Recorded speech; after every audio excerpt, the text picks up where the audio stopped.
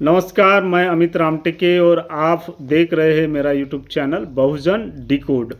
उत्तर प्रदेश की राजनीति में अभी 2027 का विधानसभा चुनाव जैसे जैसे नज़दीकी आ रहा है, वैसे वैसे हर पार्टी अपने अपने राजनीतिक बिसात बिछाने में लगी हुई है। और जिनको जिनको उम्मीद है और जिनको नाउम्मीद है कि अपनी पार्टी से टिकट नहीं मिलेगा, उम्मीदवारी नहीं मिलेगी, वो पाला बदलने में भी लगे हुए हैं। तो इसी की कड़ी में आज हम जो बात करने वाले हैं, ऐसी विधानसभा सीट का जो जिसका राजनीतिक इतिहास जो है वो बहुत ही गौरवशाली इतिहास रहा है और बहुत ही दिलचस्प इतिहास रहा है। तो आज हम बात करने वाले हैं गोरखपुर की ऐसी विधानसभा सीट का जिसका राजनीतिक इतिहास बहुत ही दिलचस्प रहा है और नाम है उसका चिल्लूपार विधानसभा। चिल्लूपार विधानसभा जो है वो बांसगांव लोकसभा क्षेत्र का हिस्सा है। कभी इस सीट पर हरिशंकर तिवारी जी का दबदबा रहा है।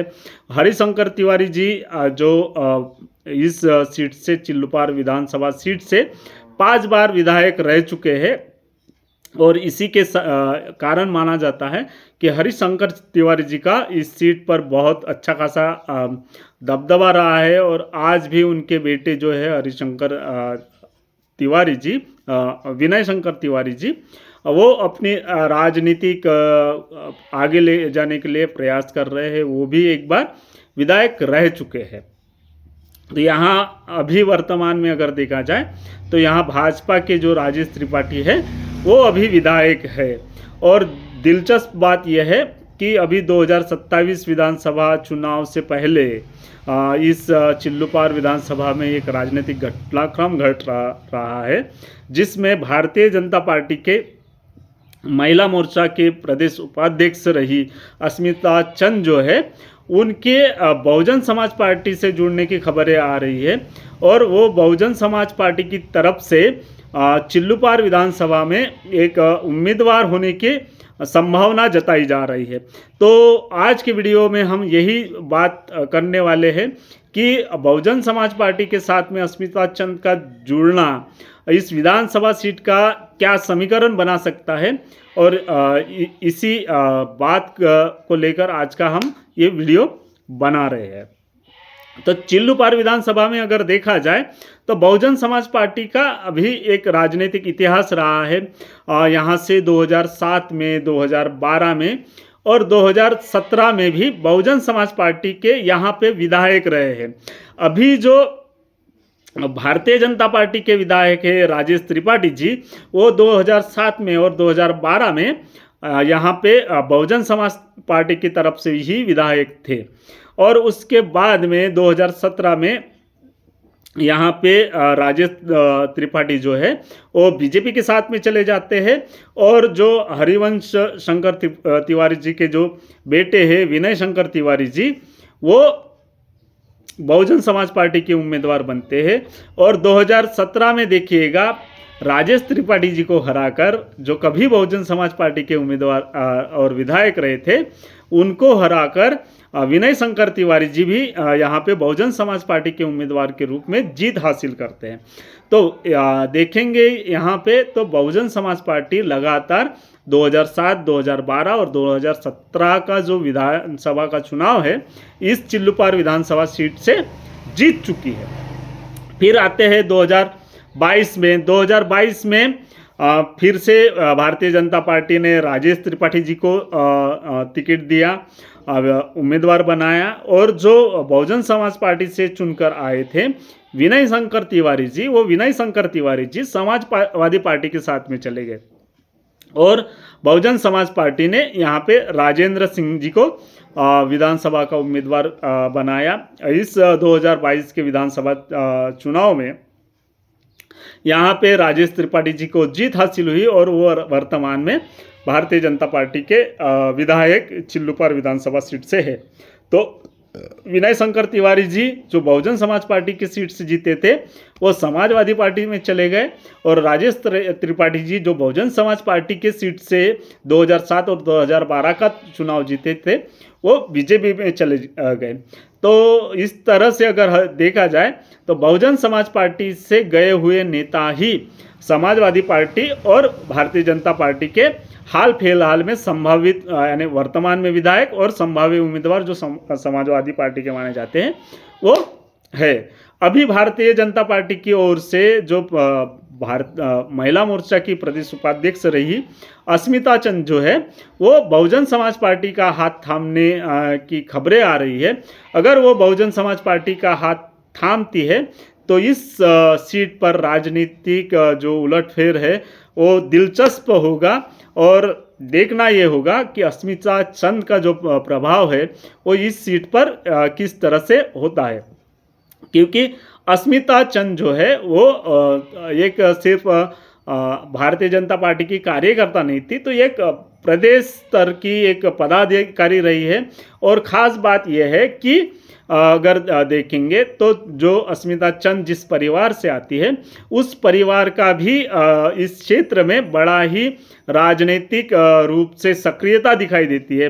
अगर देखा जाए तो अस्मिता चंद जो है उनके जो परिवार है उनके बारे में अगर जानकारी लिया जाए तो उनके जो पिता थे इंद्र प्रकाश राव वो दिग्विजयनाथ डिग्री कॉलेज के प्रवक्ता रह चुके हैं।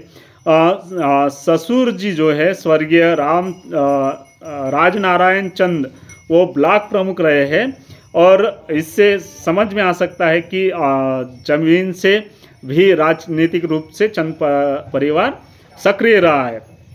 उनके ससुर के जो बड़े भाई रहे हैं वो जिनका नाम है मार्कंडेय चंद वो भी प्रदेश सरकार में कभी मंत्री हुआ करते थे और उनके अस्मिता चंद जी के जो जेठ है रणविजय चंद जो जिला सहकारी बैंक के चेयरमैन रह चुके हैं।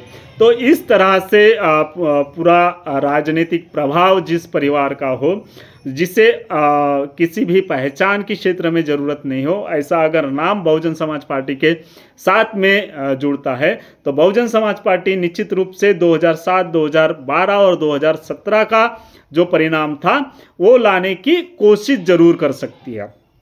अभी जो सामने खबरें आ रही है उसके मुताबिक अस्मिता चंद जी जो है वो 23 अगस्त को इसी महीने 23 अगस्त को महुआ पार में एक जनसभा करने वाली है और उस जनसभा में ऐसे खबरें आ रही है कि आप बहुजन समाज पार्टी के प्रदेश अध्यक्ष विश्वनाथ पाल जी या राष्ट्रीय कोऑर्डिनेटर आकाश आनंद जी भी शामिल हो सकते हैं और 23 अगस्त की महुआ पार की जनसभा में ही बहुजन समाज पार्टी के संभाव्य उम्मीदवार के रूप में उनके नाम की घोषणा भी हो सकती है, ऐसे खबरें आ रही है।